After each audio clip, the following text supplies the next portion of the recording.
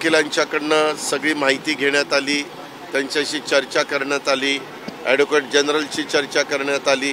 त्याच्यानंतर हायकोर्टामध्ये जे नाकारलं गेलं, नंतर सुप्रीम कोर्टात का नाकारलं त्याचाही सगळा अभ्यास केला आणि त्याचा अभ्यास करूनच मागास आयोगाची नेमणूक करण्यात आली.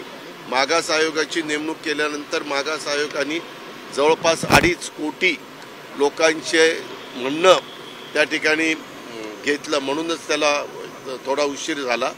आणि ते म्हणणं घेऊनच बाबा राजकीयदृष्ट्या नाही पण सामाजिकदृष्ट्या आणि शैक्षणिकदृष्ट्या हे बिल पास करायचं असं ठरवलं. सगळ्यांनी त्याला मान्यता दिली, कारण आज दुपारी हाऊस सुरू व्हायच्या आधी राज्यपालांचं अभिभाषण झाल्यावर अध्यक्ष महोदयांनी सगळ्या गटनेत्यांना बोलवलेलं होतं आणि सगळ्यांच्या बरोबर चर्चा केली. सगळेच म्हणाले की या संदर्भामध्ये एकमताने आपण हे बिल पास करू, खाली पण आणि वर पण. आणि फक्त मुख्यमंत्र्यांनी ते बिल मांडायचं होतं म्हणून मुख्यमंत्र्यांनी बिल मांडलं आणि त्यांना जी काही भूमिका त्याच्यामध्ये मांडायची होती ती पण बिलाच्या माध्यमातून त्यांनी सभागृहाच्या समोर सभागृहाच्या मार्फत जनतेच्या समोर ठेवली.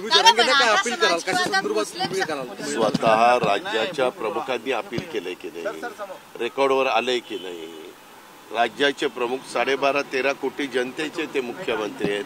मुख्यमंत्र्यांनी स्वतः अपील केलेलं आहे. आता अपील केल्यानंतर म्हणजे प्रतिसाद द्यायचा नाही द्यायचा ज्याचा त्याचा प्रश्न आहे. देश विदेशातील प्रत्येक घडामोडींचे लाईव्ह अपडेट मिळवण्यासाठी आता साम टीव्हीच्या सर्व सोशल मीडिया प्लॅटफॉर्मला लाईक, फॉलो आणि सबस्क्राईब करा.